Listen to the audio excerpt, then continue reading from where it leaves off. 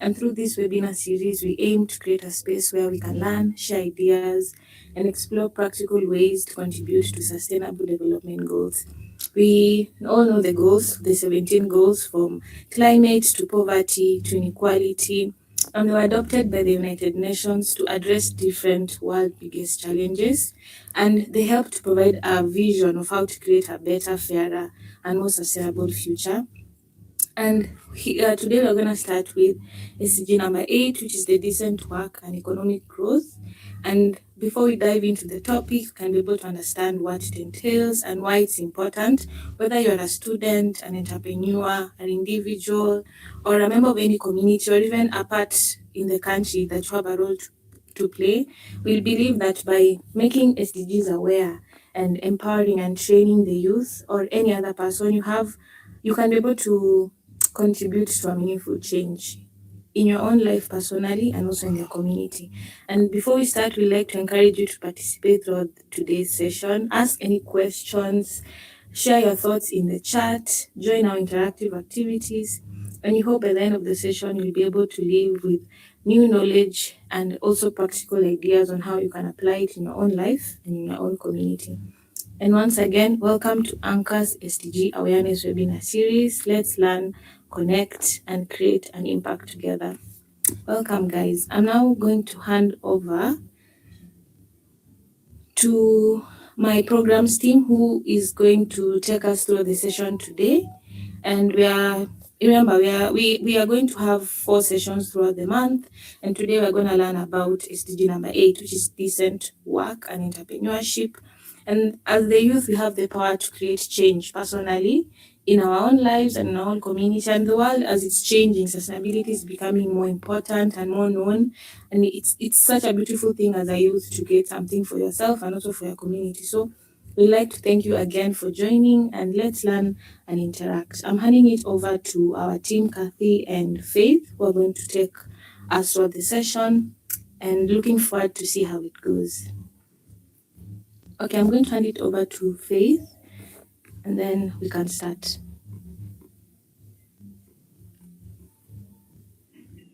Okay, thank you, Natasha. Good morning, everyone. I hope I'm audible enough. Yes, my name is Faith, and I'm part of the Anchor team.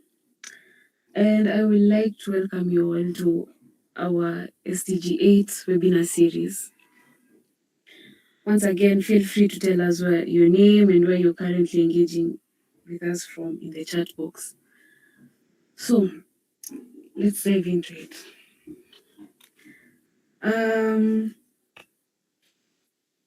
Imagine I'll start us off with a real case scenario that will help you get a grasp of what exactly it is we are going to talk about. So the smartphone you're using, or the laptop, be it the tablet, whatever it is that you're using right now, it started as someone's solution to a particular problem. M-Pesa also started as a solution to a problem, Airbnb, Uber. So today's webinar is about something much bigger than finding jobs. It's about learning how to become people who look for suitable and innovative solutions to solve problems. It should help you become more innovative, problem solving, and give you an entrepreneurial mindset.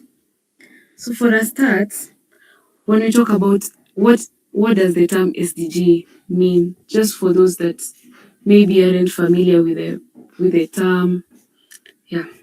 So SDG stands for Sustainable Development Goals, which were adopted by the United Nations in 2015, aimed at ending poverty, protecting the planet, and ensuring peace and prosperity for all by 2030.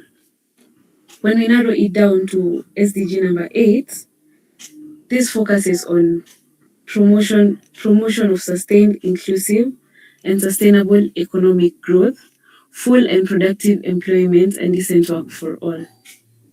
And pardon me, my camera has issues, so yeah.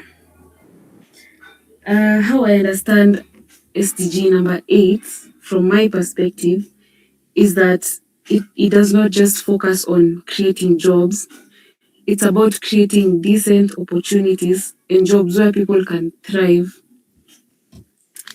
Yeah. Why does it really matter globally and locally? So, globally, SDG number 8 addresses critical issues, for example, unemployment, especially among the youth, and the need for economies to grow in a way that doesn't harm the environment or leave people behind. In Kenya, on the other hand, this goal is vital because because many young people struggle to find meaningful employment after completing their education. The informal sector, while still providing livelihoods for millions of people, lacks the security and benefits of formal employment. Therefore, that is why achieving SDG 8 means creating more opportunities, improving working conditions, and building resilient economies that can withstand such challenges. How does this matter to young people? For young people, this SDG is directly linked to their future. It's about having the chance to use their skills, earn a living wage, and contribute to their community.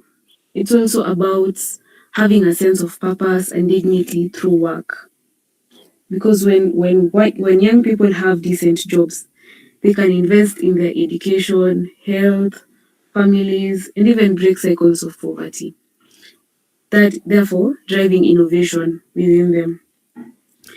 It also addresses challenges of youth unemployment, which is significantly higher than adult unemployment globally and in Africa. So, some of the key facts or statistics that I found while researching on this topic is that, for a start, globally, the youth are 3 times more likely to be unemployed than the adults, with a global youth unemployment rate at around 13%. Also, in Africa, over 72 million young people are not in education, employment, or training, which is commonly referred to as NEET. In Kenya, the youth unemployment rate is estimated to be around 15.25% in 2025, though some reports indicate that youth aged 15 to 34 years constitute about 67% of the unemployed population. Finally, Kenya's informal economy accounts for approximately 24% of the country's GDP and employs over 15 million people, many of whom are the youth. As for me, I was going to, despite being the moderator, I was also going to take you through the topic of on entrepreneurship and innovation, that is building your own future. And my colleague Kathy will tackle entrepreneurship and the green economy later on. So let's dive into it. And don't forget to ask any question as we go, as we continue, and feel free to leave a comment or react or engage to your comfortability, according to your comfortability. So imagine this situation. It's tomorrow morning. You wake up and discover every job in your field has disappeared because AI has automated most of them. So for you as an individual, what will be your first move? So personally, first I will panic, and then I will get into my comfortability space. Then maybe later on I will re-strategize, maybe learn a new skill, dive into freelancing, or think of potential business ideas. And that is how entrepreneurship begins. So when we talk about entrepreneurship, what does this really mean? It's all about identifying a problem or a need and creating a solution, often in the form of a new business or a venture. Innovation, on the other hand, is about bringing new ideas, methods, or products into existence. And together, that is entrepreneurship and innovation can can be powerful tools for creating jobs, driving economic growth, and solving community challenges. And instead of waiting for job opportunities, entrepreneurs tend to create them themselves. And the reason why we're discussing this topic today, it matters because in many African countries, you find that traditional job markets cannot absorb the large numbers of young people entering the workforce. Therefore, you find that entrepreneurship offers a viable alternative, allowing the youth to be job creators rather than job seekers. It fosters creativity, it builds your problem solving skills and self reliance. That is, you don't have to rely on the job market, however crowded it is, in order to survive. Innovative solutions can address local needs from sustainable agriculture to digital services, contributing directly to economic development and decent work opportunities. Some of the I found some of the real life examples in Kenya. For a start, we have M-Pesa. M-Pesa has revolutionized mobile banking and financial inclusion, creating countless opportunities for agents, developers, and small businesses that rely on its services. Because you find like there are many services in M-Pesa. I know all of you know M-Pesa because we use it from day to day, from the till numbers, the pay bills, to M-Shwari, M-Kopa. There's some investment apps, ZD, there's Global Pay. So you see, all of these have created millions of opportunities because there's an agent all over. However remote the place is, there's always an agent, an M-Pesa agent somewhere. Innovative. Sorry about that. So this for M-Pesa, it's a prime example of how innovation can drive economic growth and create decent work. Another, another real life example that I found was the Youth Enterprise Development Fund, which was created in 2006 by the government of Kenya, which was an initiative aimed to provide financial and business development services to youth owned enterprises, helping young entrepreneurs access capital and training to start and expand their businesses.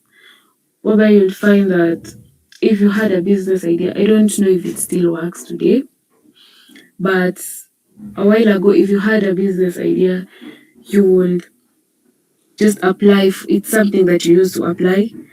Then, after applying, they will give you training and a small amount of money, depending on the fund that you wanted to start your own business.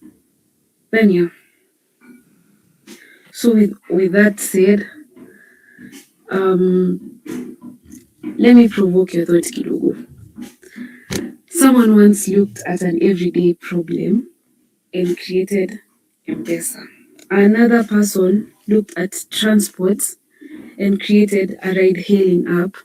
That is, there's Uber, there's Bolt, Faraz, Little Cab, you all know them.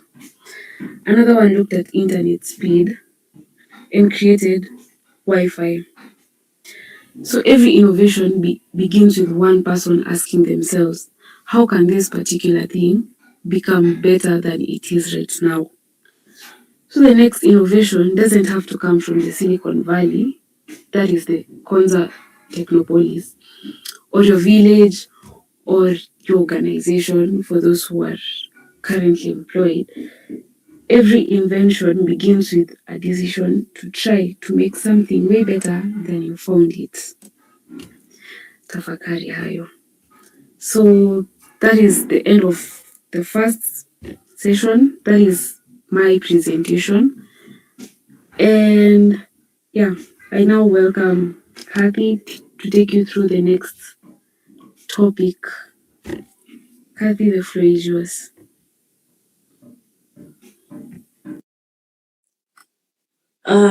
Good morning, everyone. My name is Kathy. I'm a member of the Anchor team. Thank you so much, Faith, for the presentation about entrepreneurship and just the introduction of SDG. Before we move on, let me follow Faith had talked about, which is unemployment.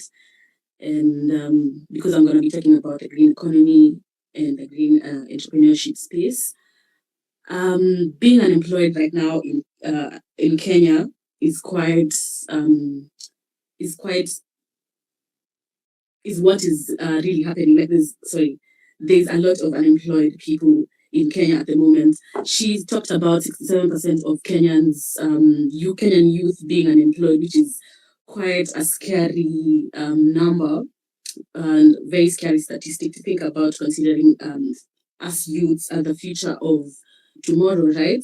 And the future of the economy. If we are unemployed, how do we push the economy and contribute to the economy, right? I know personally as someone who just finished school recently and is looking to get a job, I'm sort of unemployed. It's it's very disheartening to keep on applying for jobs and getting rejections every now and then. People talk about applying 1,000 times, which is really disheartening when you think about it.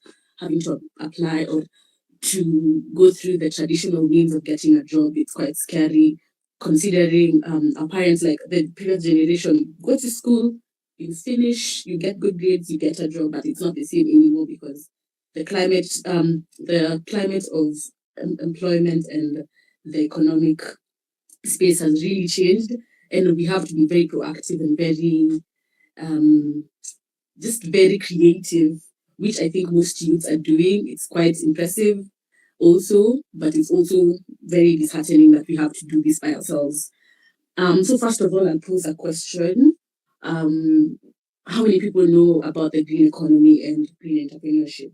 If anyone knows, you could react, you could type, you could open your mic and just let me know if you know anything about green economy. What do you know about green economy? Do you know about green economy, first of all? If you do, you can react or you can open your mic and say something or you can type in the chat box. Just let me know what you know about green economy. I'm going to give you a few seconds to respond to that. You could react with an emoji. If you know, a thumbs up would be great, just to know how many people have heard of green economy or been a part of green economy, have participated in green entrepreneurship. If there's anyone, you could type it, react, open your mic, just be free to communicate.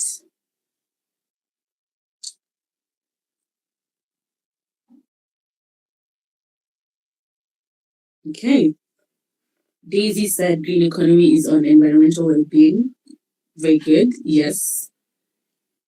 Is anyone else have anything to say about it before I introduce the topic on green economy? Okay. So as Daisy said, it's all about environmental well-being, which is very accurate. So the definition of green economy is it's an economic system that improves people's well-being and creates employment while protecting the environment, right? And it promotes sustainability by use of natural resources, right? Which reduces environmental pollution. Um, environmental pollution. Yes, it focuses on sustainability and reduces as I was saying, reduces environmental pollution and waste, and supports businesses that contribute to environmental conservation and climate resilience. So basically, everything is environmental well-being, sustainability, just creating opportunities or creating businesses that are very sustainable, that sustainable while protecting the environment, which I think is quite very interesting way to look at things and to do things and I think it's quite smart to tackle it through that angle. So now, what exactly is now green economy is like the umbrella of everything green, right?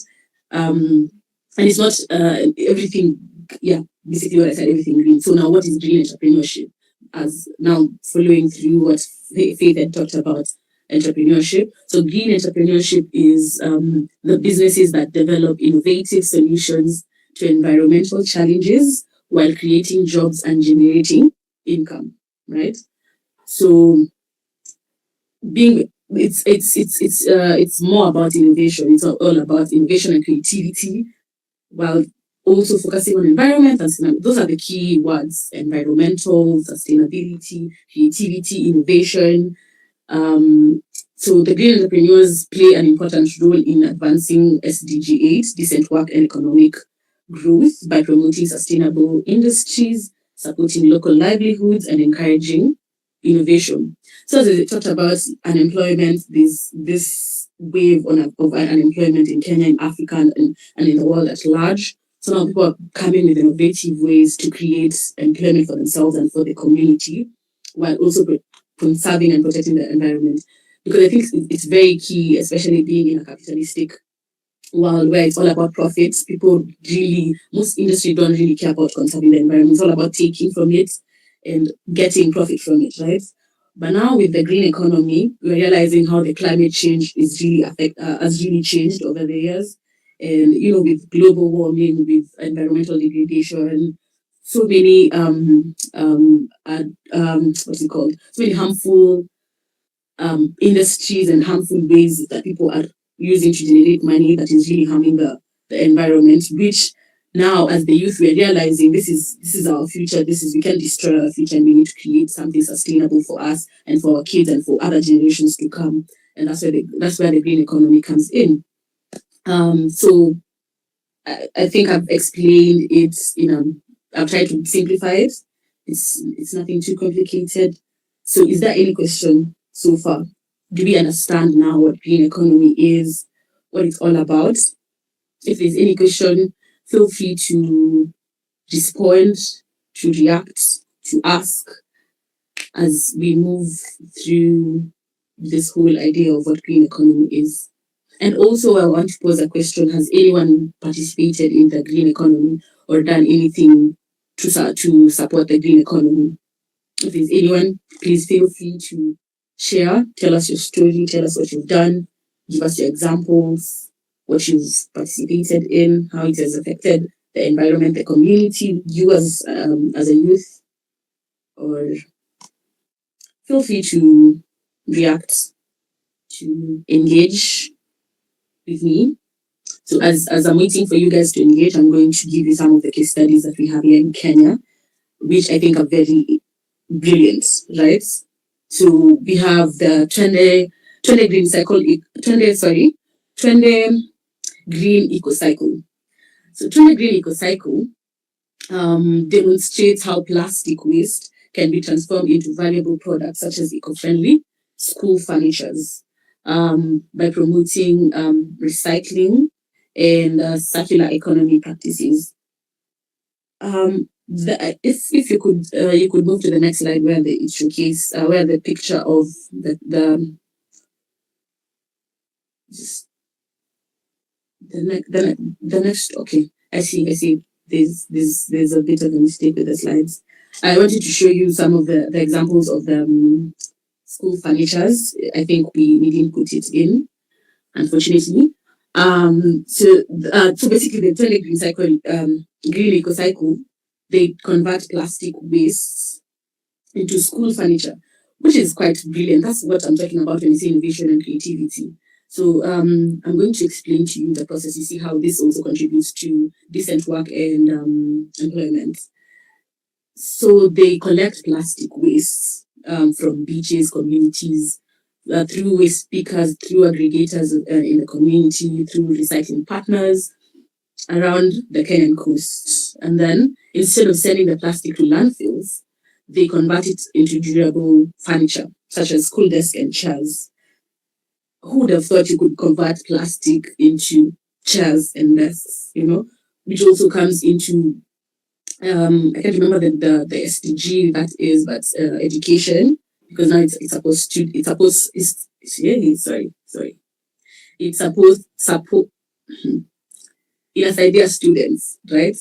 So the process of doing this, they collect. So there's the collection bit of it, which is now collecting the plastic bottles, bottle caps, containers. Now during this process, now they bring in people from the local community where they employ them. They can employ the youth. They can employ young mothers to come and collect this waste in their community around them and in the beaches. So they get a small fee for that. So that is also creating sort of an employment for people in the community. And then the next process is sorting. So now this also they can use the same people who collect or can employ other people to do the sorting, where workers separate plastic by type because they're different kind of plastics and different kind of plastics require different kind of processes and different kind of um, melting temperatures. They melt differently to produce different products. They also dirty and unsustainable, basically sorting, removing what can be used and what can't be used, and sorting different plastics for different processes. Then now there's cleaning. Then they clean the plastics to remove sand, remove labels, food residue, and salt. They can also employ other people to do that part. There's also now after that is the shredding part where they take large plastic pieces and they shred them. The machine chops them into small pieces, small flakes, and then after that they melt. Where now they're heated through industrial machines, and now then they're molded after being soft, after being melted and they're soft. They're molded into now what's into more different kind of shapes that they want to create this furniture, and then these plastic goods are cut and assembled into desks, chairs, lockers, and other furniture. So that's how the process works. So you can see through the whole process of doing that from collecting to the end product. There's so many people who are involved. There's so many people in the community that can get employment through this. Also, this gets because you can see that they use a lot of machines. The money they use to pay people, they get a lot of funding from international donors, local donors. Things up. These donors like the Safaricom, KCB Foundation, and there's so many people that really want to see the climate change solutions. So they really donate to this. So that's how they are able to pay people to acquire all this heavy machinery to do all of this work to help reduce pollution, to help save the ocean, the environment, and to create employment at the same time. This is killing so many birds at the same time. That's why I think green economy is quite an impressive approach to the current economic and climate space we're in right now. Then another example is the Eco solutions. Yes, Eco solutions. I don't know if you can see clearly. There's the picture of the briquettes there. So now what these people now do, they turn agricultural waste into cooking briquettes. This is all about finding solutions around you, using the natural resources you already have and finding solutions for them, or creating new ways, or it's all about innovation and creativity, right? So instead of cutting down trees for charcoal like the traditional way we do, Eco uses waste such as sawdust, there's rice husks, coffee husks, there's coconut shells, there's also charcoal dust itself, and now they convert them into briquettes, into cooking briquettes. So the process of this is they collect agricultural waste now they work with farmers and factories that produce lots of plant waste that would otherwise be burned or discarded. So instead of it going to degrade the environment, they collect them and use and then now after doing that they dry the material where moisture is removed to they remove the moisture, they dry them, and then now they carbonize them. Where it's the waste is heated with very little oxygen, which now turns into a charcoal-like material, and then now they grind they grind the materials. The carbonized material is crushed into fine powder, and then our water is put into the mix. With now a natural binder that which often is they use cassava starch or any other starch to bind the water, to bind the fine powder or the charcoal-like powder, and then now compression. Now all of this is compressed, and then uh, under very high pressure. And then after being compressed, they're dried, like as you can see in the example there. They're dried, they're put out to dry in the sun, or they can also use dryers, and then now they're packaged and now they're sold as clean cooking fuel because they reduce this kind of briquettes reduce you see the way traditionally the when we would wash a jiko, there'd be like things like the what is it called the yeah, there's a lot of carbon emitted. Now, these briquettes are reduced, they have less carbon to them compared to the natural ones because you see, they're using organic materials to produce them. So it's really very effective to the environment. It creates jobs for the people. Very brilliant type of work. And the last case study is High Park. Now, Higher Park. I don't know if you guys have seen this Higher Park was really big last year, or was it early this year? I'm not sure. I came across it early this year. So what they do, they take water hyacinths, which is a very invasive plant that spreads rapidly across lakes. They block boats, they reduce oxygen in the water, and they also harm fish, right?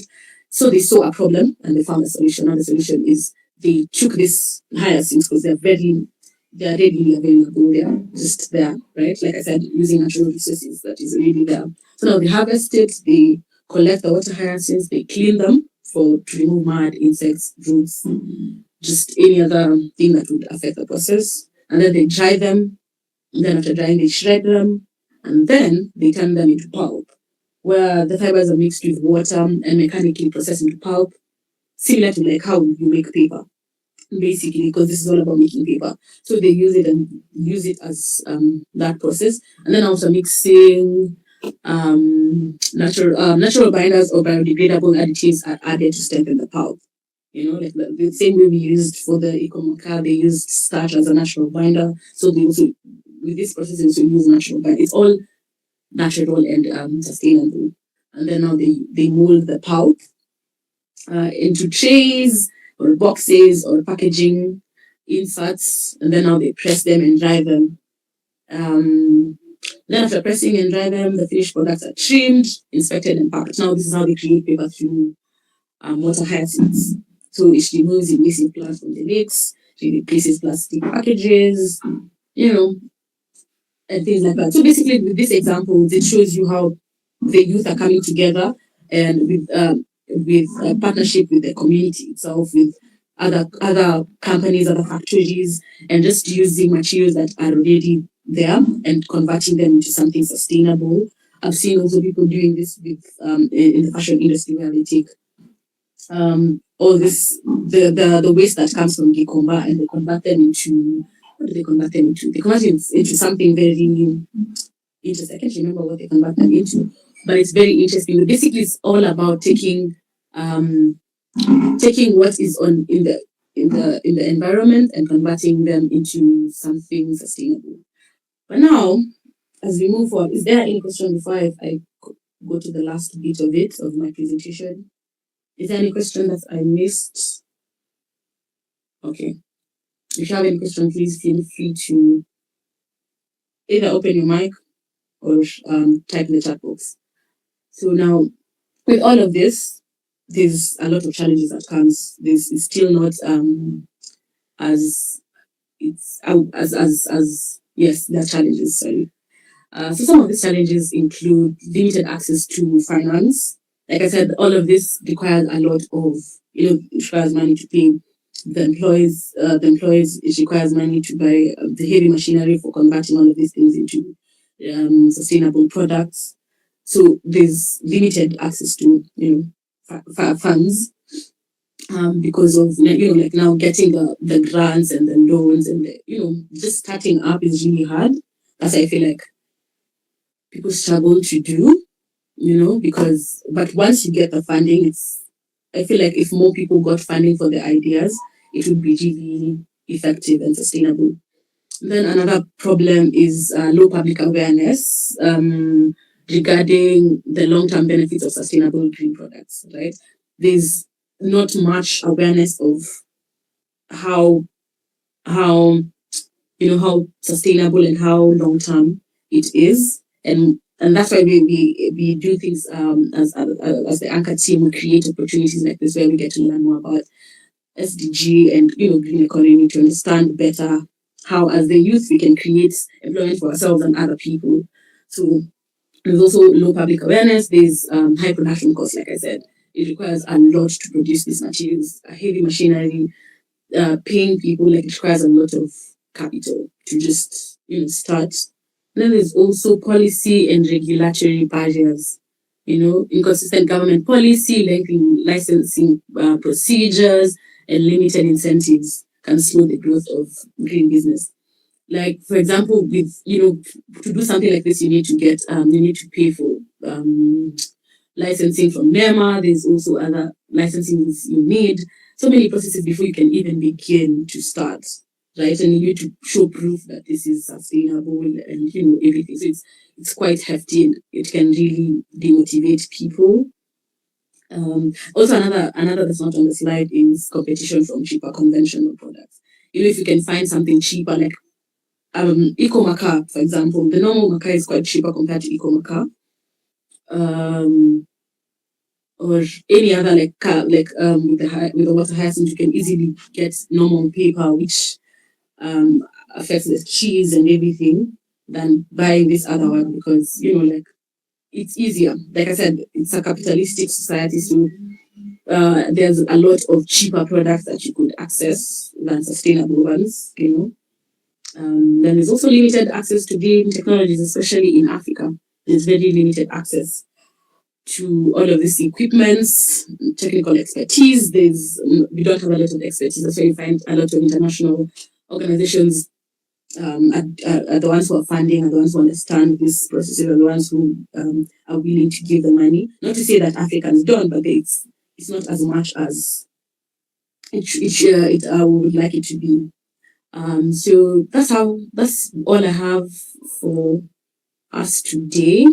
If you have any question, feel free to ask. If you've understood what green economy is, how you as an individual and as the youth can be able to participate in it, and how you can be able to participate and contribute to the green economy. As we come to the end of this today's webinar, I would like to urge you guys to find ways. As you can see from the examples, it's not easy, for sure, definitely. There's nothing easy. It's more of picking a poison. But I think it goes, when you look at the long-term benefits of the green entrepreneurship businesses, it's more sustainable, right? So I'd urge more of you guys to get into green entrepreneurship, to try out, to even volunteer with different organizations who are doing these things, and support the green economy, and just support our local community. It goes along with supporting so many other things. Supports the people, supports the environment, supports the economy. It's quite an all-rounded field, and I'd urge you guys to really look into it, try getting into researching more, seeing how you can contribute, because I think the green economy is the future of the youth. Yes, that's all I have for me today. Unless there's any other question from anyone who has any question, any comments, feel free to do so before I finalize the meeting, the webinar. Yeah. Any feedback, any comment, any reaction, anything?